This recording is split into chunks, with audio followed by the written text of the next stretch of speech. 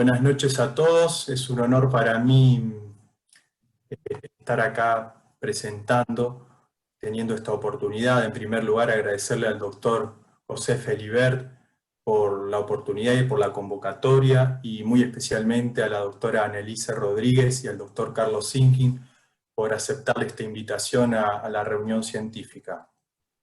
Y agradecimiento a Ariel Timpanaro y al Laboratorio Craveri por prestarnos y apoyarnos acá con la webinar a través de su plataforma. Gracias por la presentación, Martín. El tema que vamos a presentar es tratamiento CLACS para varices y telangiectasias, y básicamente va a constar esta presentación de 5 puntos: desarrollo y evolución, selección del paciente, fotodocumentación, tecnología y aplicación, que va a ser la técnica propiamente dicha, y resultados y complicaciones.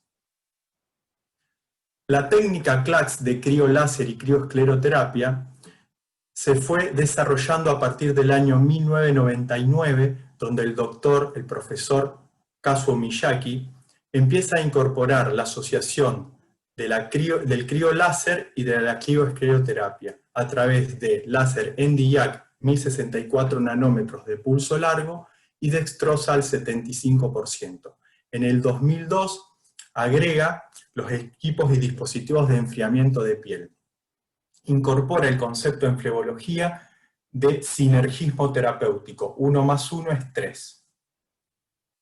Posteriormente, en el año 2005, un ingeniero, Seyman, en Estados Unidos, en la Universidad de Tennessee, desarrolla y publica un dispositivo para observar venas subdérmicas. Su primer objetivo era para accesos vasculares y accesos vasculares en pediatría, pero el doctor Kazuo Miyake lo incorpora para la utilización del tratamiento CLACS. Entonces empieza a realizar la técnica CLACS con realidad aumentada. En el año 2006 incorpora esta nomenclación de CLACS, que significa en inglés Cryo-Laser Cryo-Sclerotherapy.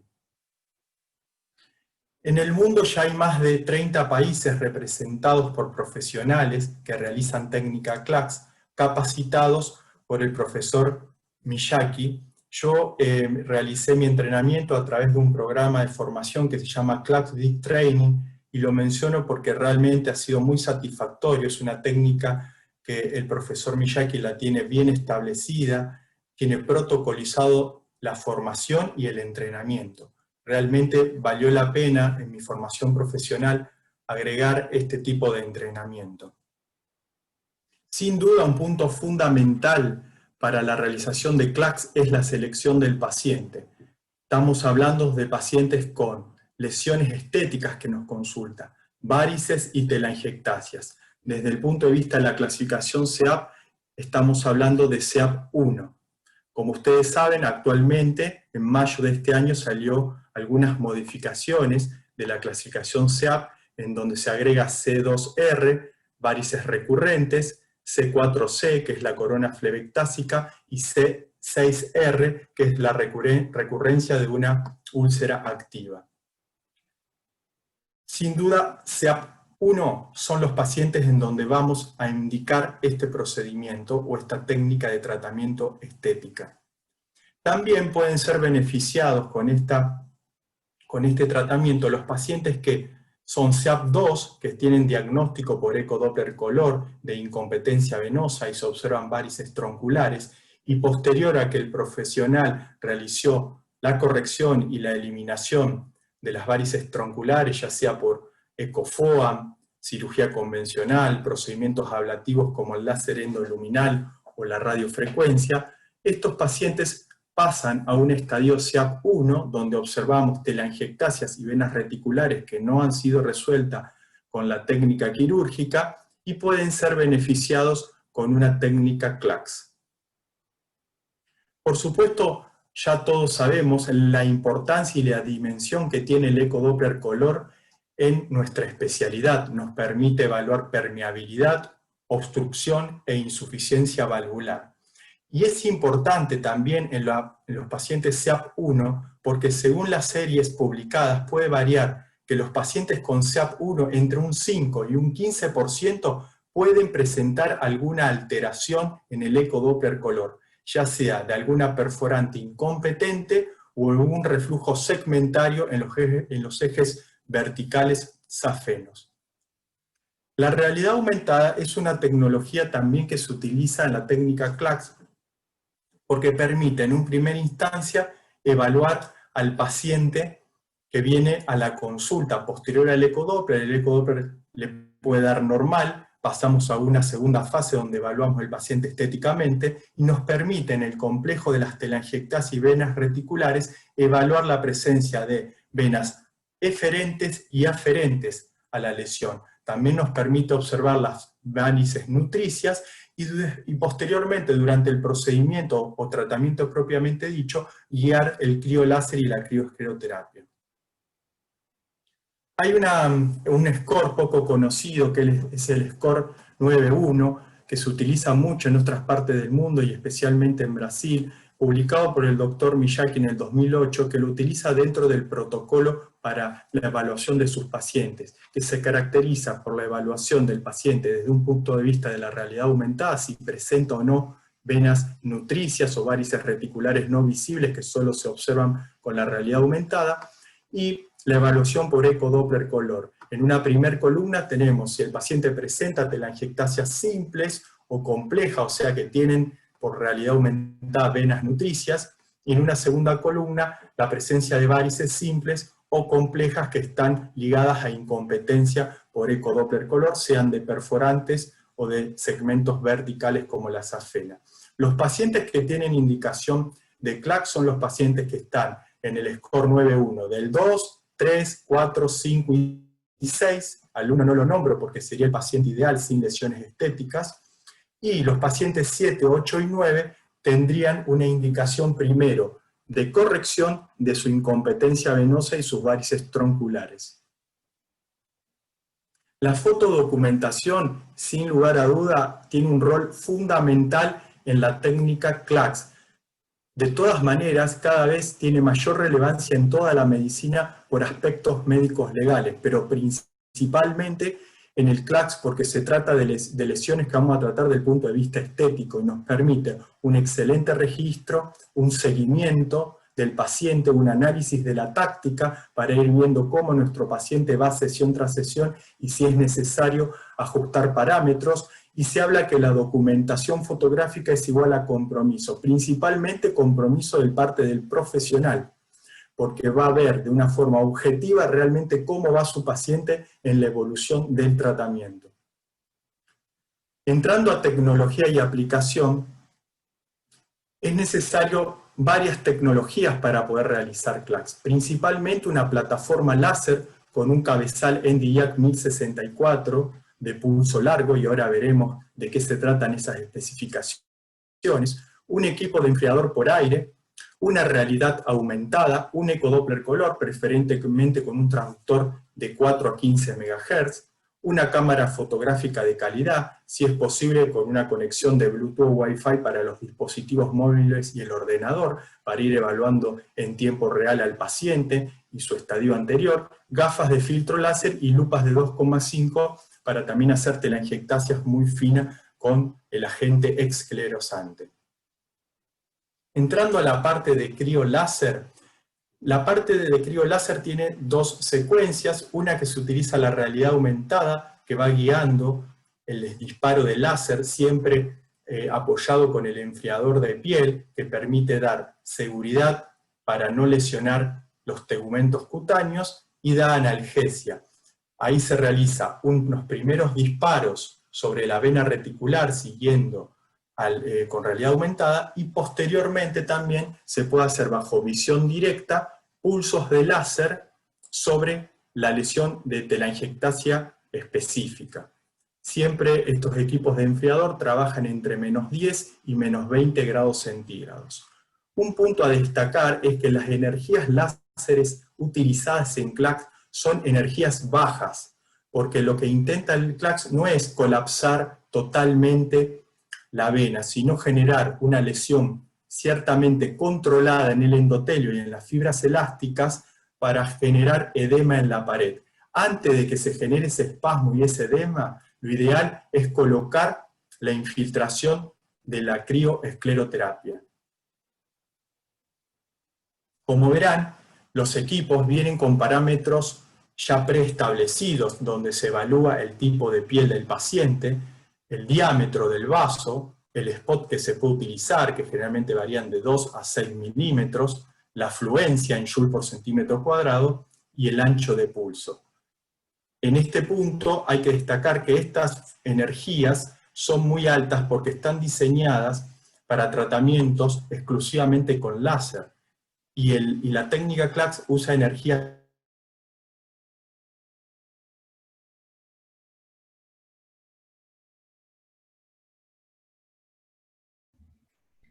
Henry, se cortó el audio. ¿Ahí me escuchan? Ahora sí. Perfecto. Realmente sería un tema muy importante, un tema que daría para una presentación específica, el tema energía y física del láser. Pero si hay un concepto que reúne la acción del láser en estos tejidos o en el target, es la fototermólisis selectiva, que se caracteriza por la longitud de onda, el ancho de pulso y la energía. Esto va a dar como resultado la destrucción o tratamiento del target que yo necesito. En este caso, el target son las estructuras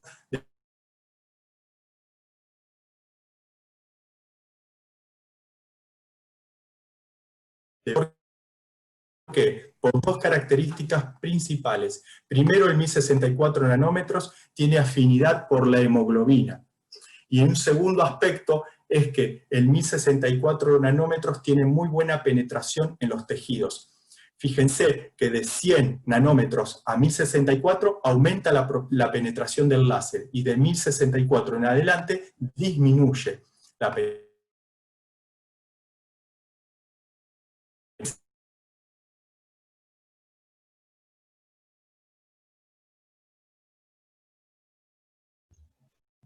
Ahí se volvió a cortar, Henry. No sé si se escucha. Utilizan nanosegundos. En este caso, el ancho de pulso también tiene una incidencia en la profundidad desde el punto de vista biológico. Si entregamos la energía en un ancho de pulso más ancho, tendremos mayor penetración que si entregamos la energía en un ancho de pulso más corto, porque la energía se va a derramar en más tiempo. Por otro lado, también existe el spot y el foco, que también tienen una acción sobre la penetración. El spot, cuanto mayor es el spot, mayor penetración, y si menor es el spot, menor penetración.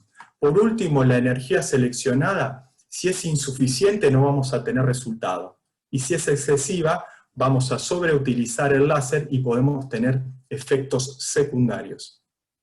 ¿Hasta ahí me escuchan, Martín? Sí, se escuchó, se cortó un poquito, pero se escuchó. Perfecto.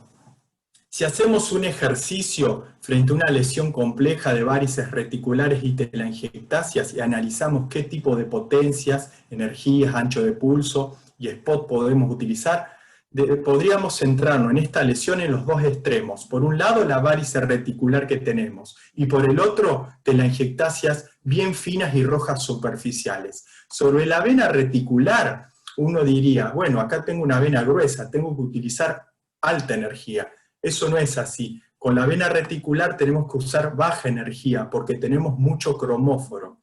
Por otro lado, el ancho de pulso va a ser grande porque queremos buscar una buena penetración. La longitud de onda ya va a estar preestablecida, 1064 nanómetros, que nos da afinidad por la hemoglobina y tiene buena penetración. Y el spot lo vamos a usar, como queremos tomar bien la vena, 6 milímetros. En cambio, en el lado opuesto de las lesiones, una telangiectasia bien fina y superficial, la energía va a tener que ser alta.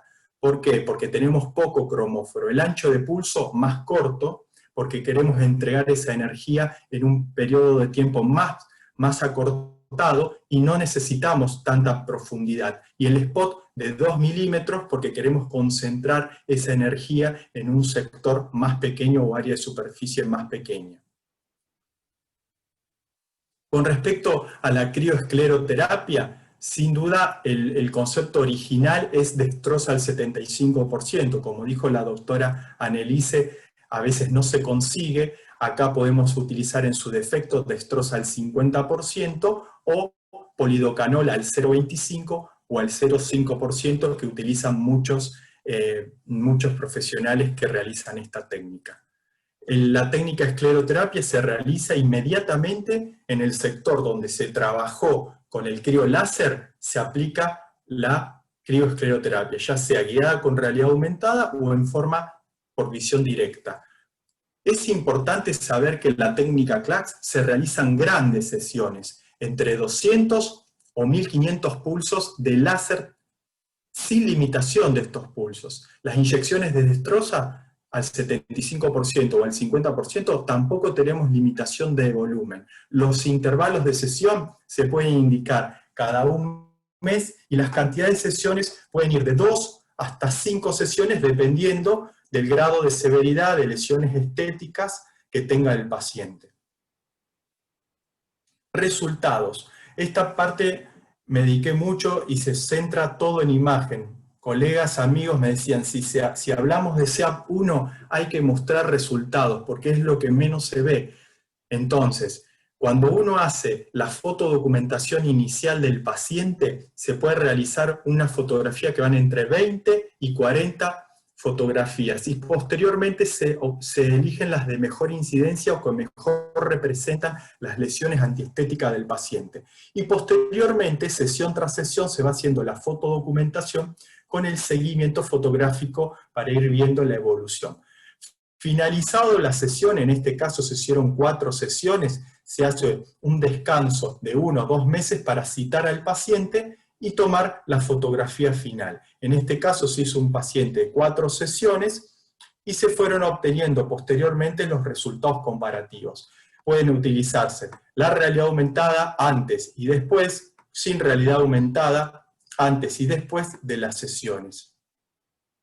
Fíjense la característica de esta resolución de varices reticulares y telangiectasias, que se observa una excelente evolución sin pigmentación. Y también tenemos venas reticulares que, fíjense, con el tratamiento CLACS no nos han dejado pigmentación. Otro caso es de un paciente que se realizaron 3 sesiones de CLACS y se hace una asociación de una fotografía posterior al tratamiento y se hace una comparativa o collage. Fíjense, acá hay una característica importante. Paciente, tenemos, tratando de ser lo más objetivo posible, una mejoría de un 70% con 3 sesiones.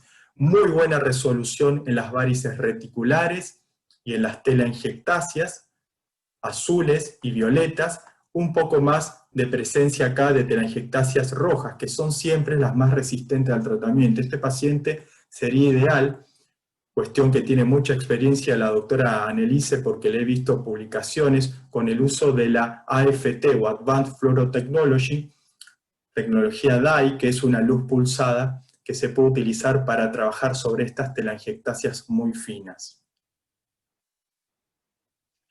Detalles sutiles que pueden consultar pacientes que vienen por detalle estético en cara posterior de hueco popliteo. Se realizaron 2 sesiones con muy buen resultado, utilizando el antes y el después por visión directa y con realidad aumentada. Lesión de cara externa de muslo, se realizó una sesión de técnica CLACS, incluso una fotodocumentación bien ampliada, que sirve de guía el nebus que tiene. Fíjense, con una sesión la disminución de un 80% de la lesión, incluso se podría indicar una segunda aplicación. Varices reticulares y telangiectasia en cara externa del muslo, venas reticulares en cara posterior de muslo y hueco popliteo. Esta paciente se le realizó también, como es el protocolo, un ecodoppler de miembros inferiores que dio normal, incluso se complementó con un ecodoppler transvaginal, los cuales fueron normales, y se decidió hacer un tratamiento CLACS con muy buena resolución. Telangiectasias de cara externa del muslo, que siempre están asociadas a venas reticulares y en términos generales son muy complicadas de tratar porque puede verse complicación de matting. Telangiectasias de cara interna de pierna en una paciente de 50 años. Estas lesiones también son difíciles de resolver. Acá nuevamente en la primera fase de crioláser se utilizan potencias altas, anchos de pulso corto y spot pequeños. Esta lesión quería mostrarla porque se hicieron 2 sesiones de CLACS con un muy buen resultado global, pero fíjense cómo las venas reticulares, las telangiectasias azules y violetas tuvieron una excelente respuesta, pero las telangiectasias rojas y superficiales siempre son las más resistentes. Telangiectasia cara posterior de muslo, una paciente muy deportista, con lesiones en cara interna de tobillo, se hicieron 3 sesiones de CLACS con buena resolución, una vena reticular y telangiectasia en cara externa de pantorrilla, antes y después todas las fotografías. Estos 2 casos son 2 pacientes totalmente diferentes, pero quería mostrarlos porque tienen algún grado de complicación. Este tipo de lesiones, lo primero que tenemos que hacer, por supuesto, dentro del protocolo, estudiar por ecodoppler. Son pacientes que pueden tener reflujo segmentario de vena safena. En este caso no se detectó ningún reflujo segmentario ni global de la vena safena, tampoco de perforante. Se indicó 4 sesiones de CLACS y se obtuvo muy buen resultado. Después de la 4ª sesión, 2 meses de descanso y documentación fotográfica. Pero observen que tiene un grado de matting en este sector.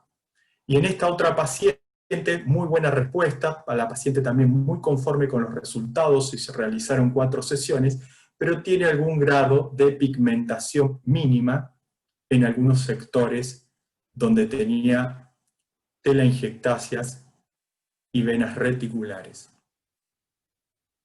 Telangiectasias cara interna del muslo, 2 sesiones, con muy buena respuesta, podríamos decir una mejoría de un 70-80%. Varices reticulares y telangiectasias en cara externa del pie y tobillo derecho, y la misma paciente pie y tobillo izquierdo, antes y después de las sesiones. Esta paciente se realizó 4 sesiones de CLACS. Varices reticulares sutiles en cara posterior de muslo y hueco popliteo, antes y después de 2 sesiones de CLACS.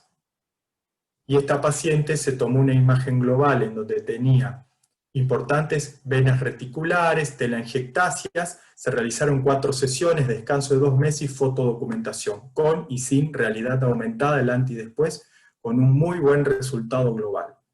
Y por último, esta paciente que realmente siempre destaco este tipo de lesiones porque, fíjense, con una fotografía de alta calidad y aumentado, no se ven lesiones pigmentarias, 4 sesiones del tratamiento y una excelente evolución.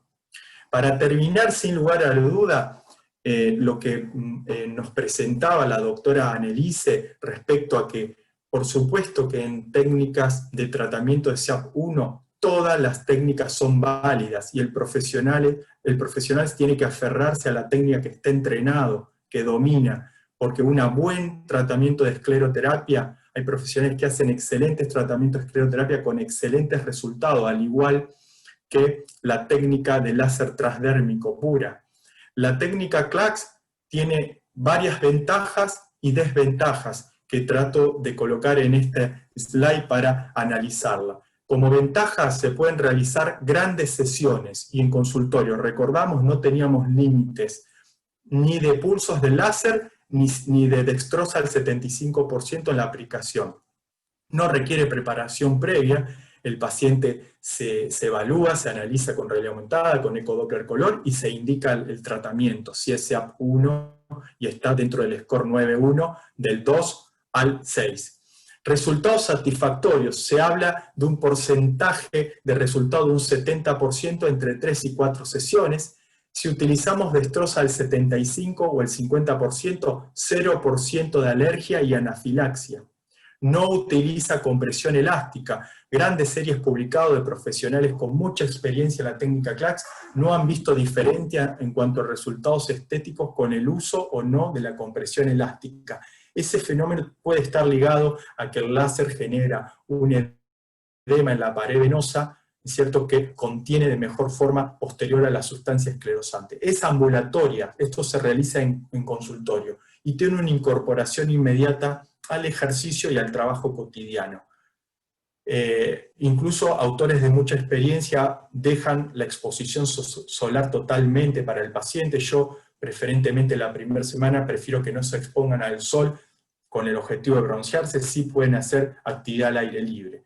Y analizando las desventajas del CLACS, sin lugar a duda el costo es un elemento central. Se necesita tecnología importante como el láser, la realidad aumentada y los dispositivos de enfriamiento de piel, que son costosos, y esos costos después se trasladan al tratamiento. Ni hablar que los equipos Nd:YAG 1064 de pulso largo, los equipos que hay a nivel mundial de calidad son costosos y no son muchas las empresas que tienen este tipo de dispositivos de calidad. Por otro lado, como complicaciones, sigue existiendo la hiperpigmentación y el matting, que en series publicadas, el doctor Singing, y en el libro de láser está, hablan de menos del 1% en series publicadas de más de 3.000 pacientes, y el doctor Kazuo Miyake también tiene un porcentaje de hiperpigmentación y de matting del 1%. Quemaduras cutáneas, si bien están reportadas, es poco probable que se observen quemaduras cutáneas. Realmente yo no las he visto, pero están descritas. Generalmente esto ocurre en la primera fase del profesional cuando empieza la curva de entrenamiento. Muchas gracias a todos por escucharme.